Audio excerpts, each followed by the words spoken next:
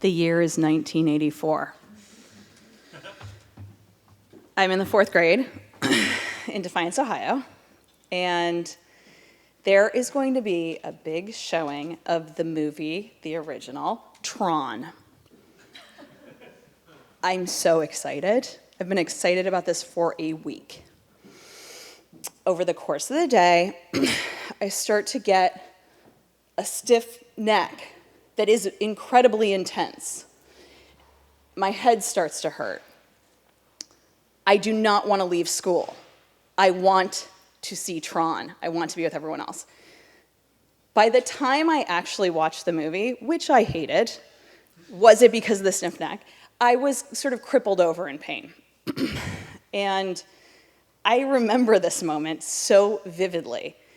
I had no idea that something that you're excited about can cause, first of all, anxiety. I would never have called it that. Anything to do with my body. It was so confusing. And so what I wanted to talk to you guys about is the confusion, the many, many years of confusion. For me, that was 39 years that I spent going to doctors, every kind of medical doctor, every kind of acupuncturist, any strange person that would sort of shake something over me and tell me what was wrong. So many of those. Strange chiropractors that barely touch you, but you're healed. I tried it all. And I didn't even know what I was looking to solve. I just knew I felt really bad. That I had migraines, that sometimes I would get migraines after a presentation, not beforehand, that when I got really excited about something, I'd get sick. And it wasn't until startup number 3, which you've already heard some of this, but after I was fired from startup number 3, as you know, he said to me, "You seem depressed."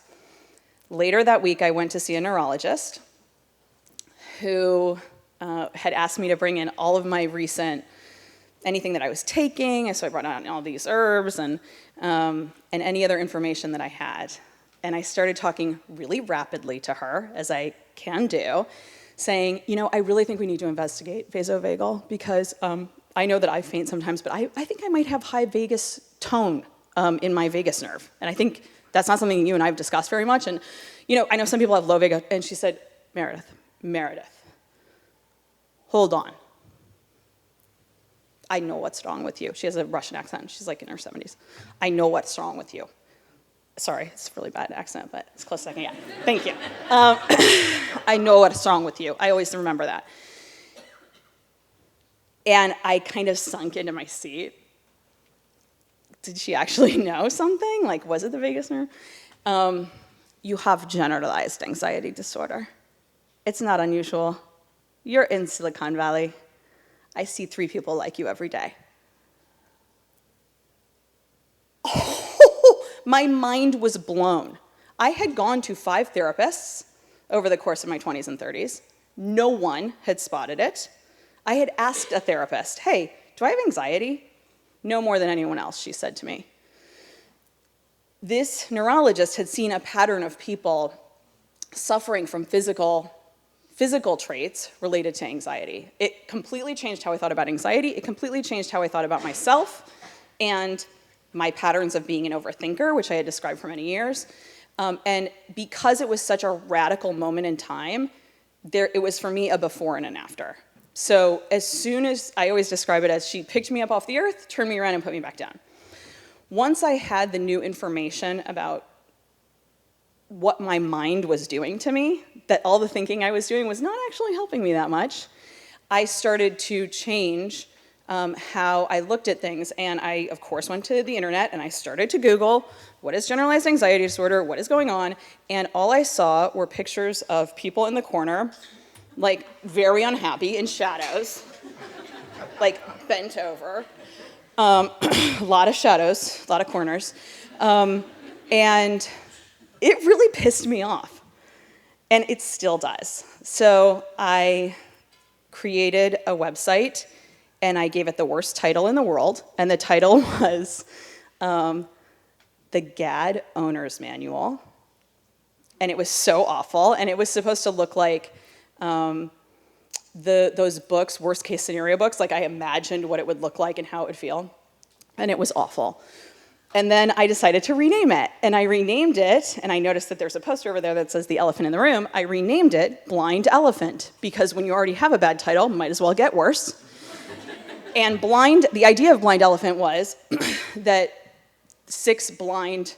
there's an old story about 6 blind men, each touches the elephant in a different place, and it's all the same elephant, but one feels a rope, one feels like, a rough pattern, but it's all the same thing. So I thought, okay, this is a place I want to create where people can come together and share their stories.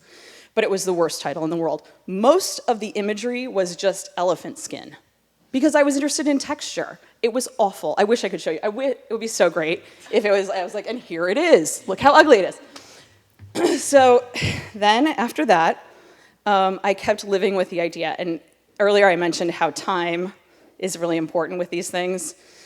And I happened to take a trip to Sweden. I was in a church. Within the church, there were ships hanging from the ceiling. Those ships were given by sailors who were thankful that they had been delivered safely from the sea. So they were a gift of gratitude. And for some reason, the ships struck me as something important and beautiful. And at the beginning of the year, I woke up, and the first thing I said in 2016 was, this is the year of the beautiful voyager. And I imagined the site as a place where people could share what they had learned and could connect with each other.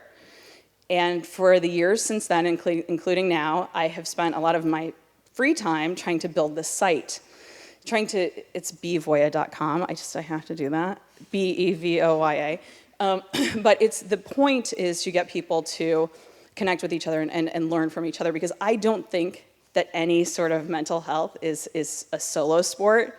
We can't know what is going to work for each other. We can only share what we're doing and experiment and try what's worked for somebody else, see if it works for you.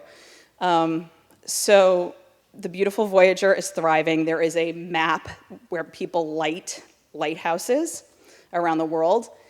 And I was describing to somebody else here earlier today that Beautiful Voyagers are a certain type of breed of people. It crosses class, it crosses gender, it crosses ethnic backgrounds. I have Beautiful Voyagers on every continent across the world, and there's a lot of traits that we have in common. And I think the unifying factor is that we care a lot about what's happening, and that we're creative. And so I share that all with you to say, inventing something of my own as a gathering place has helped me bring my best self to work.